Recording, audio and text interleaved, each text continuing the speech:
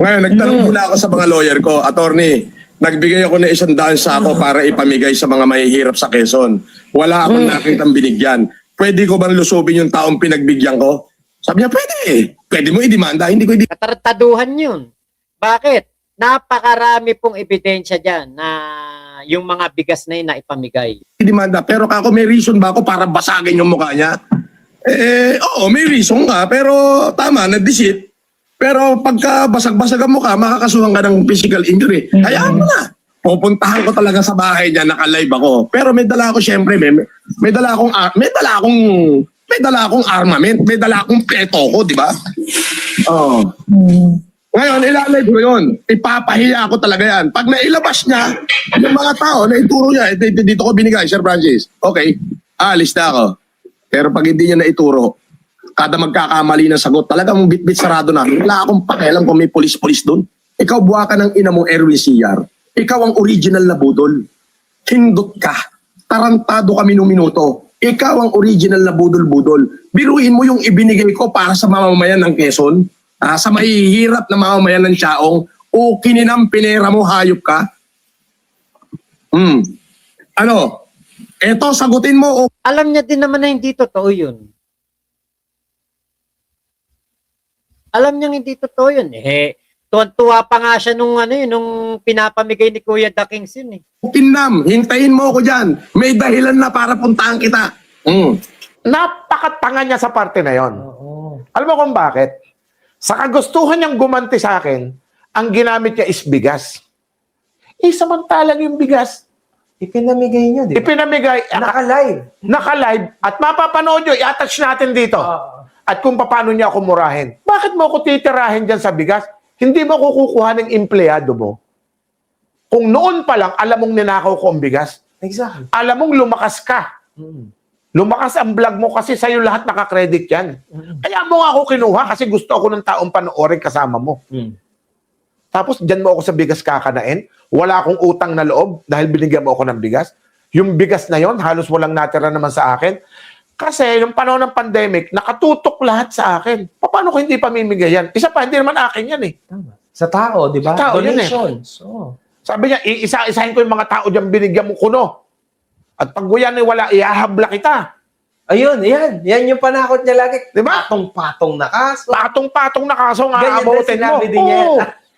Bukod sa susungal-ngalin ko, bunga mo, paduduguin kong ngipin mo sa harap ng mga anak at asawa mo. Ayan, sinabi niya rin sa akin yan. Diyan sa harap ng bahay mo pa lang, rarat-ratin na kita.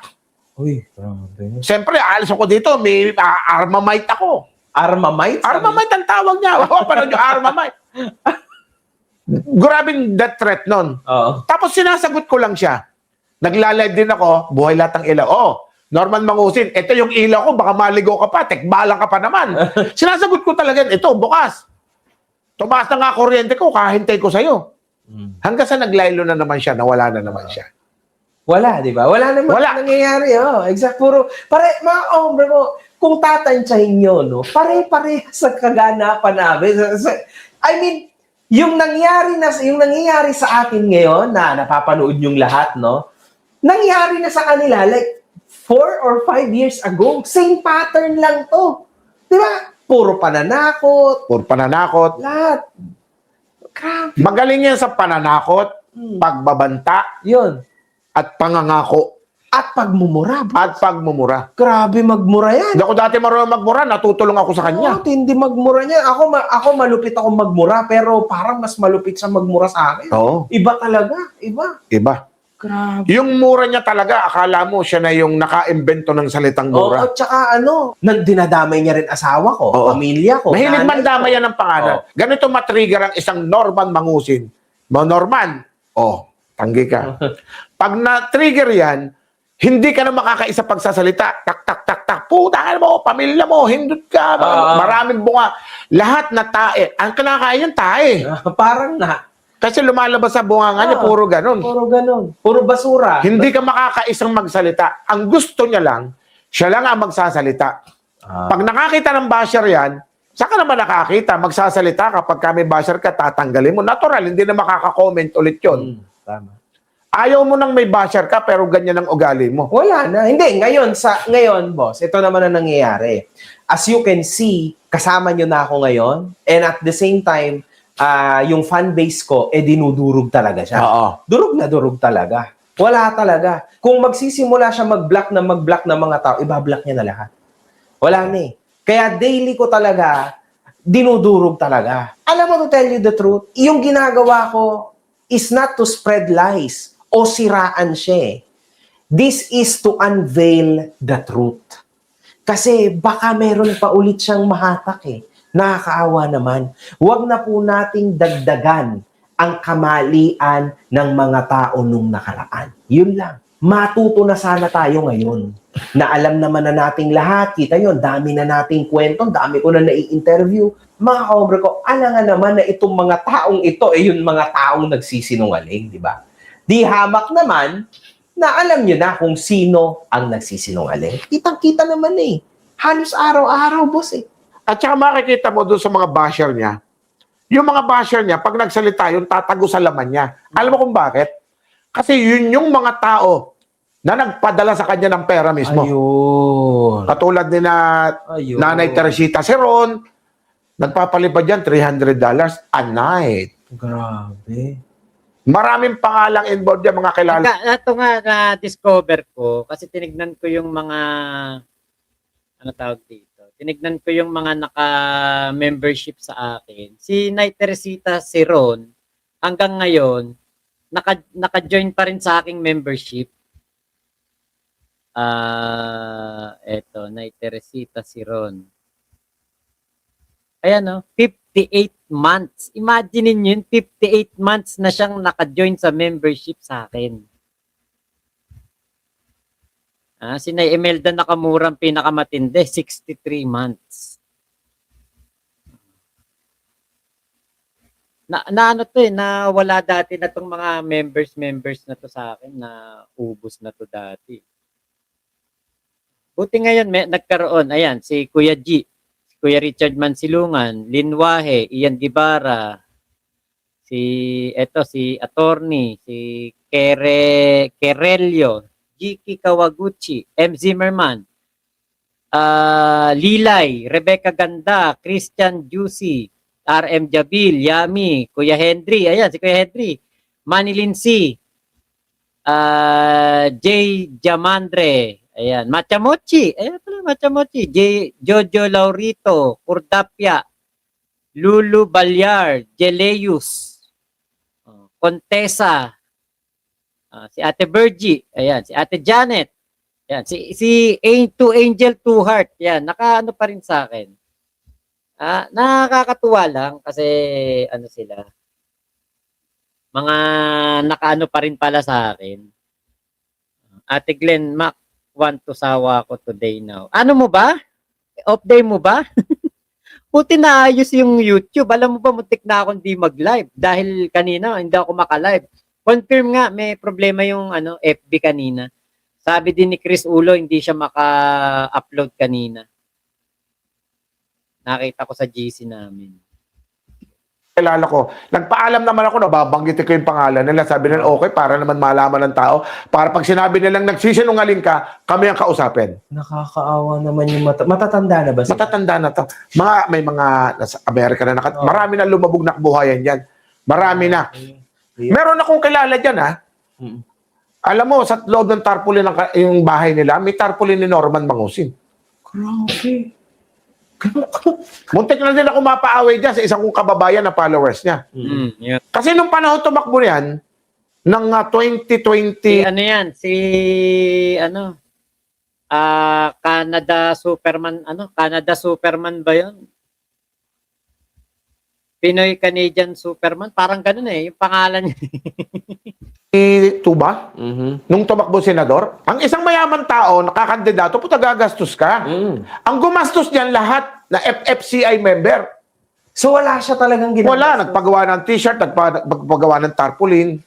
May isa ko naging mission nun. Lahat na madadaan akong tarpaulin ni Norman Mangusin, pupunitin ko. Kaya binibidyo ko, pinupunit ko. Dalawa kami ni Ninyo Barsaga. Si Ninyo Barsaga. Dalawa kami ni Ninyo Barsaga. Pakita kami ng video, popost namin yan, para lang ma-aware ang tao na, kakampi kayo, ba't yung ginagawa yan? Kakampi niya rin dati si Nino Barzaga. Oo! Ngayon, wala na rin. Minumura niya na rin siya.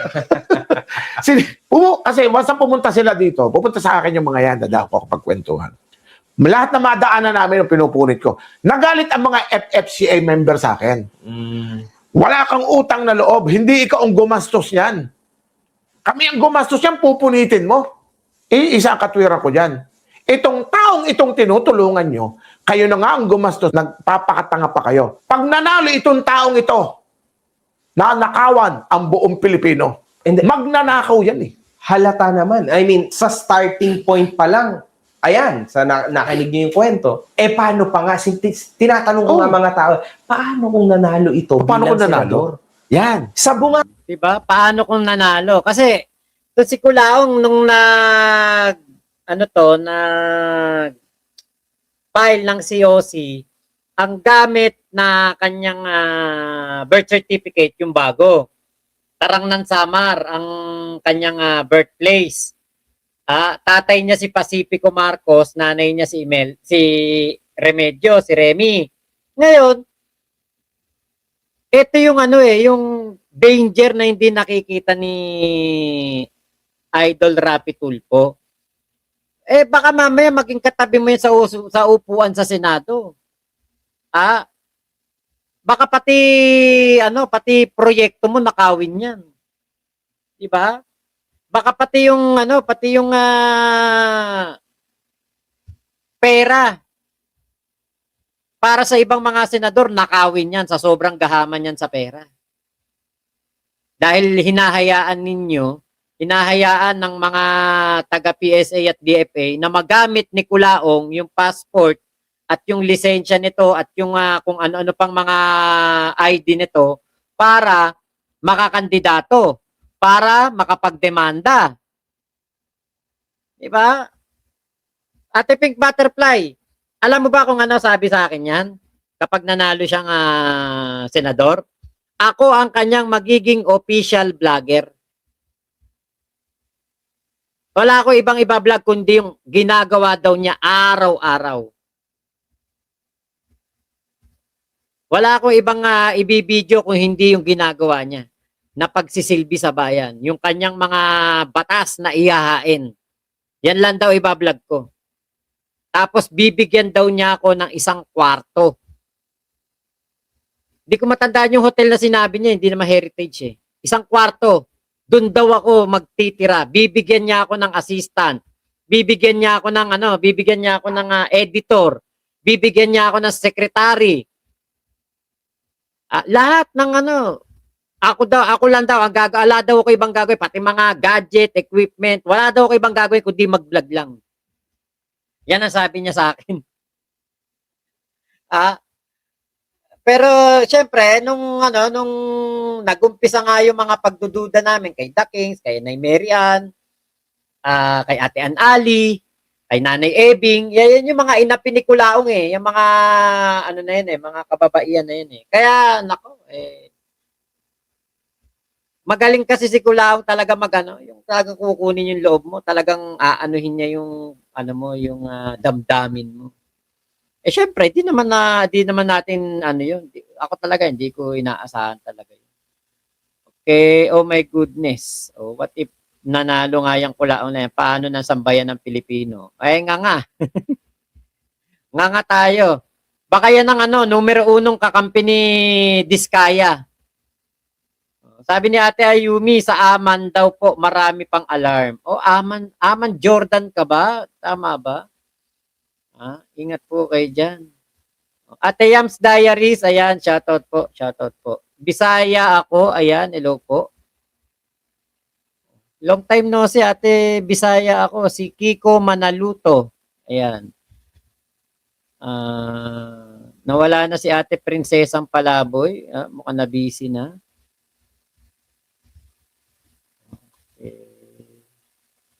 Punta na tayo dito sa Okay, Culaong ulit. bunganga pa lang, boss, ha? Huwag na yung nakaw, medyo crazy na yun. Oh. Sa bunganga pa lang, boss, tas sa threats niya sa mga tao, ayan yung totoong siya. Marahil dati, hindi niya yan pinakikita. Pero yung ngayon, Ngayon na. nahubad na siya. Ito na yung natural niya. Ayan na yung totoong siya. Yung mapapanood nyo ngayon, ito na yung natural niya. Alam mo sa totoo lang, in fairness sa kanya, Ay, andyan pa pala si Ate Princess Palaboy, sa kasi Ate Katrina Love. Through November, aangkinin ni Kulaong lahat ng tulong ng gobyerno. Kupit na may konting pagtulong. lahat ng tao na walang alam, pwedeng iboto yan. Pwedeng pumasok yan. Pag nakapasok yan, sigurado, isa sa magiging mandarambong yan. Matindi. Sa mga pinaggagawa niyan, sabi ko nga sa'yo, ang tawag ko dyan, kapag si Satanas ay nagkaroon ng tournament, pasama ng ugali, po-postpone yan pag nalaman kasama ito. Grabe. Alam niyo, mas masama ugali nito si Norman Mangusin. Hayop yan. Demonyo yan. Napakaraming pinahirapan tao. Ako kaya ko nasasabi, hindi naman nangyari sa akin. Kilala ko lahat at alam ko ang mga pinaggagawa ng demonyong yan. Pero ito lang yung nangyari sa'yo. Ito nangyari. Sige, so okay na tayo. Yun na yung story mo, tama? Marami pa akong istorya, pero hindi na tungkol sa akin. Oo, hindi. Hindi na yun. Oo, sa'yo na Ha? lang. Oo. Marami akong alam, ha? Better na... Ang sinabi ko lang yun sa akin. Oo, better na siguro bigay mo sa akin para ma-interview din natin yung iba. Oo. Siguro sa susunod na. Sige. Kasi syempre mas maganda yung sarili mong experience. Yes. Yung totoo. Yan. Diyan na yon, yung bigay mo sa akin, yun na nga yun, yung kaya ako na-interview ni MG. Dahil kay Kuya Dakins din. Para kung balikan man, kasi alam ko, ramdam ko, babalikan ulit ako Oo, niyan. mumurahin ka niya. Mumurahin Pero ako. okay lang yun. Ano pa ba ang epekto ng mura ng isang Norman Mangusin ngayon? Yan. Wala na, di ba? Oo. Hindi na tulad dati. Alam mo kasi, boss, ang circle Oo. sa social media changed now. Yes. Hindi na siya tulad dati Yes. na pag nagmura-mura ka, solid ka, malakas ka. Oo. Ginagawa ko rin Totoo dati. Yun din ang content ko dati. Pero, Ala na, ngayon iba na. Yung kay Doc Rong, ano na lang yun. Kahit magmura-mura siya, nagmumukha kasi siyang tanga na pagtatawanan. Kaya, pinapanood na lang din ng tao. Ayan, nandiyan pa rin si Ate Joseph Grooms. Yumi Pabrico, sabi nga ni Boss MG, nahirapan siya dyan kay Kulaong bago napahoyo. In fairness, illegal pa mga ibang document ni Kulaong. Yun nga. At Laila Roden, grabe kwento ni The King, kinawawa ni Kulaong. Di bale The Kings, makakabawi ka rin at ibe-bless ka ni Lord ng siksik-liglig na biyaya. Basta be humble lang. Ay, ano, talaga pong bawing-bawi. Grabe kasi kata ni Kuya The Kings ngayon. At napakarami po nitong show. At nakakasama po niya sa mga show, mga sikat po talaga na mga artista at singer. pero ngayon, boss, it's all about being intelligent. Yes. At yung ipakita mo sa tao yung Oo. awareness at katotohanan. Yes. Kasi sobra ng daming basura sa internet. Nanawa na ang tao. Alam mo, boss, to the point, na ang pagiging totoo ay minamahal na ng mga tao ngayon. Totoo. Totoo yun. Totoo yan. Baliktad na ngayon, boss. Yung tipong, wow, ang galing mo naman. Sinasabi nga sa ng mga tao, ang galing mo naman, idol kita. Hindi ko nga alam kung anong ginagawa ko. I'm just being real. Hindi ko alam paano Totoo. ako naging magaling. Nagiging totoo lang ako sa'yo. Isipin mo yan, boss, gaano na naging parang imposibleng makakita ng taong totoo. Halata na itong tao na ito ay malinis talaga. Ayan, sobrang linis na. Tingnan nyo pa. Kita sa mata ng tao na ito, kita sa itsura ng tao na ito, na siya talaga ay nagsasabi ng totoo. Malinis yung tao na ito para sa akin. DJ, meron ka bang huling mensahe kay Norman Mangusin? Ayan, ang iyong camera, pwede kang magsalita. Norman. Hindi, una sa lahat, ang gusto kong magpasalamat, of course, sa'yo. Yes. MG. Sure. Alam mo kung bakit? Kasi kami nung kahit tinitira namin siya, hindi namin masyado siyang sineseryoso eh. Oo. Kasi nung kami noon, hanggang asaran lang kami, wala naman kami narinig na habla-hablahan, pinabayaan lang namin siya. Ang ginawa namin sa kanya, ginawa namin siyang laruan. To the point na talagang kailangan matigil na itong kanyang mga pinaggagawa, binigay ka ni Lord na makatapat niya. Hindi, katapat niya talaga ako, boss. Kaya nagpapasalamat kami sa iyo kasi ngayon, ito na talaga yung seryosohan. Oo, seryoso na to, boss. Seryoso na Totoo talaga to. Oo. At huwag kang mag-alala, pagpatuloy mo lang at napakarami namin baback up sa iyo. Kaya nagpapasalamat kami sa iyo, tumindig ka. Ito nga sinasabi ko sa iyo, boss. I am very thankful sa inyong lahat, sa lahat ng mga vloggers na sumusuporta sa akin. alam nyo mga kahombre ko o mga tol, no, hindi ko in-expect. And to tell you the truth, guys, inulit-ulit ko na to. Kayo yung totoong dumurog sa tao na ito. Nangyari lang talaga na pinagmumura niya ako, lumabas tuloy ako. Pero sa totoo lang, yung mga nananahimik na ngayon na mga vloggers na lumaban dito sa tao na ito, gusto ko kayong i-challenge na bumalik kayong lahat at durugin nyo na ng patuloy itong tao na ito. Kasi deserve niya to. And at the same time, mga boss, ito ay yung laban nyo. Laban nyo to eh. Ako Ito yun. Ito yung mismong dahilan kung bakit ako nandito ngayon, kung bakit may Kulaong Time. Salamat kay MG, no? lang yung naging instrumento nyo kasi ako yung mas malaki sa inyo. Everybody knows this. Pero, hindi ko talaga kakayanin to na mag-isa lang ako. I will forever need your help para tunay na mawakasan na po ang kahambugan ng tao na ito, ang kayabangan ng tao na ito, at lalong-lalo na, boss, yung katoksikan. Sobrang Sobra. lala na, boss. Konti na lang nakatoksikan niya, malalagpasan niya na yung lumang ako. Konti na lang, boss. As in, konti na lang malalagpasan niya na yung dating makagago. So, ako na yung Grabe. pinaka-terrible sa social media dati. Nakakatakot na baka meron pa palang makalagpas sa ganun ka hinayupak na tao, boss. Kaso lang, bata pa ako noon. 17 anyos lang ako noon. Aha. Eto, hindi siya understandable na almost 50 years old. Hindi, ano yan, mga 46. 47, gano'n. 47. So, yun, masasabi ko lang kay Norman, Francis Leo Marcos, Norman Mangusin, Kulaong, Kabayo, kung tawagin, Dugyot, kung ayaw mo talagang tumigil, bahala ka, buhay mo yan, at least, ang mga tao, nabigyan na namin ng awareness, o ipagpapatuloy mo talaga yung masamang ugali mo, na alam mo naman yan, panagutan mo na lang. O kahit ano mo naman sabihin ko, pakiusap ditong, tumigil ka na, magbago ka na. Hindi mo ko pakikinggan kasi nakatatak na sa dugo mo yan. Kaya ito lang masasabi ko sa'yo, kung gusto mong ituloy yan, sinasabi mong katwiran mo, ipagpatuloy mo at ipagpapatuloy din namin ang paghubad sa buong pagkatao mo. Ang laban nating lahat. Maraming salamat, boss, The Kings. Follow niya. Okay. Masaya ang mga videos niya, mga kahombre ko. One love. Thank you. Ayun. Diba? Galing ni Kuya Dakings, ano?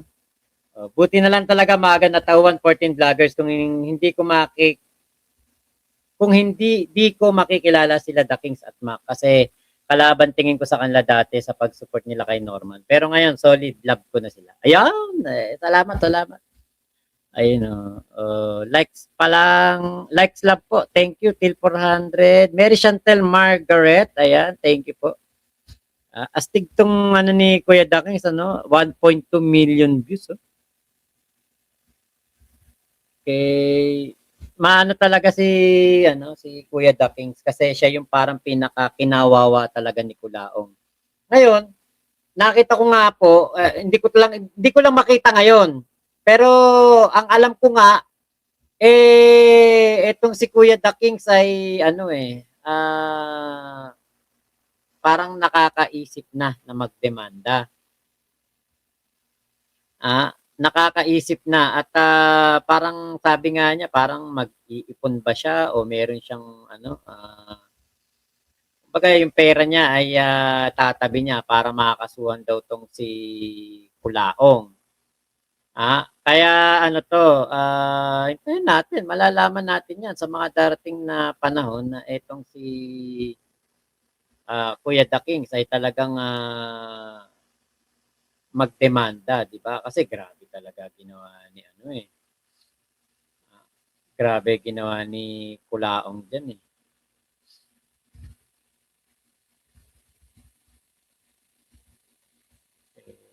ko makita ngayon hinahanap ko nga . Kasi yun yung nung nakita ko yon, sabi ko, si Kuya Dakings magdedemanda na.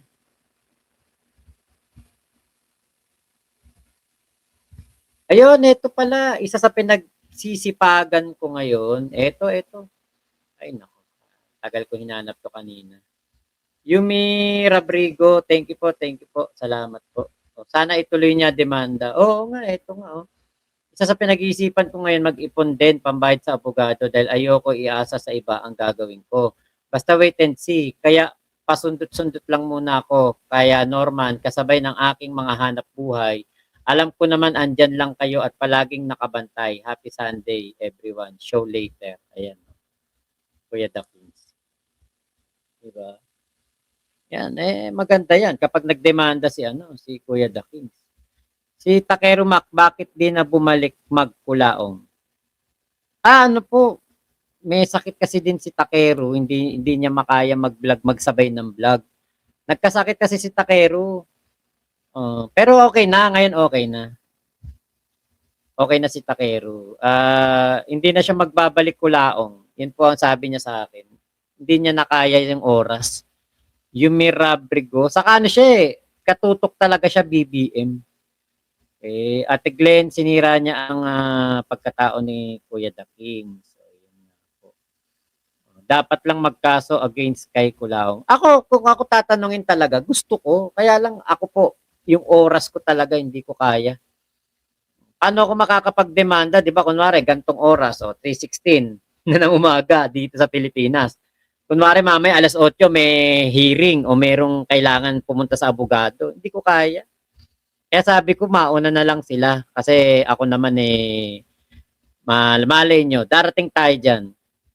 Magkakaroon din tayo ng pagkakataong makapagkaso dyan. Kasi meron naman tayong ebidensya na talagang hindi na ibalik yung perang binigay namin. Pera ko, hindi ko nakuha. So yun po, ako po yung magpapaalam na sa inyo dito sa ating live na ito. Salamat. Ate Jonah, nandiyan pa din. Ayan. Salamat po sa pagsama nyo sa akin kasi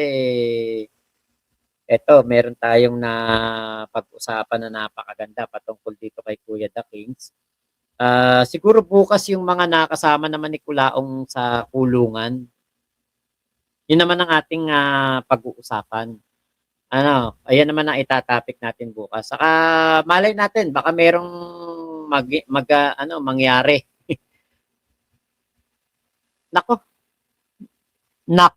nawala na yung aking, nalobat na yung aking cellphone. Ayan, nako, talaga palang paano na ako. Tapos na ako ng aking live. Ay, ate Prinsesang Palaboy, salamat po sa pakulay. Miniwang Vlogs, ayan, Ate Ami Bell, ayan, at Ate Prinsesang Palaboy ulit. Thank you po talaga sa pakulay nyo. Totoo ba bumaliktad na si Casper? Hindi ko po alam. Kyle Juni, salamat po. Okay, ayun, likes po before mag-close. Oo nga po. Yes, bukas present ako at wala akong work. Sige, mamayang gabi ulit. Pilipinas time. Bumaliktad na ba talaga si Casper? Kasi hindi natin alam no? Wala pang tawag doon, wala pang nagko-confirm. Kuya Sok Espiritu, ayan, thank you po. Blink Hernandez, Ate Joseph Grooms. Ayan, salamat. Totoo kaya from Casper yung mga screenshot. Sana nga, 'di ba? Kung talagang bumaliktad na si Casper, di okay. Kuya Relly Asistio, ayan, salamat. Tignan natin, baka merong post si Food Genius. Wala naman. Ito lang ang post ni Food Genius birthday mo, Kuya G. Naku, happy birthday sa'yo Happy birthday sa'yo. Naku, mabuhay ka hanggang gusto mo. Magmahalan kayo ni Ate Ina hanggang gusto nyo. Humayo kayo at magpakarami. Kuya G. Belus, happy birthday talaga sa'yo. Salamat. Ito post ni Food Genius. Paano kaya naging mag-compare ito? Yun lang po. Wala pang may kumekerengkeng kay Kulaong.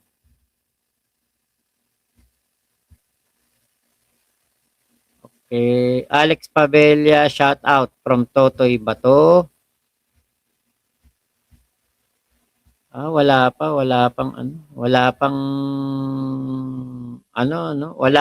dito. Wala pa hindi pa natin alam kung bumaliktad na ba talaga si Casper Ang bumaliktad ay si Doc, baliktad yung utak. Kung bumaliktad na si Casper, ano yun? Kung bumaliktad na si Casper, di mabuti, Ate Gloria Tagudar, yun nga po. Ayan. Kuya G, thank you Happy birthday talaga sa'yo. Nakakamiss naman si Kulaong, wala na tayong pinapakinggan na maangas sa SOCMED. Ngayon ko lang nalaman to, pag namatay pala yung cellphone ko, maririnig nyo pa rin ako. Kasi nga, naka-mic tayo. Pop Page, si Casper literal ghost na at kailangan niyang maging friendly. Good morning from Brisbane, Australia. Ayan. So yun po, thank you po sa pagsama nyo sa ating live. Ingat po kayo, nasan bang panig kayo ng mundo. Mama, chup chup, love you. God bless us all, Pilipinas. God first. Salamat po. Bye-bye po.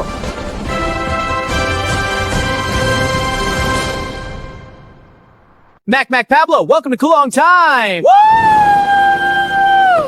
Kulong Time! San Pablo Norman patay gutom. Norman pangit patay gutom. Norman patay gutom. Patay gutom si Norman. Norman hampas lupa. Strong Igorot at work! Kahapon lang sa day, pumunta ka, talaga natapaka! Makagago! Boy! Norman pangit hampas lupa. Hampas lupa si Norman. Kayo ang mga tunay na demonyo! Norman patay gutom. Norman pangit patay gutom. Norman patay gutom. Patay gutom si Norman. Norman hampas lupa. Strong Igorot at work! Kahapon lang sa day, pumunta ka, talaga natapaka! Makagago! Boy! Norman pangit hampas lupa. Hampas lupa si Norman. Kayo ang mga tunay na demonyo! Norman patay gutom.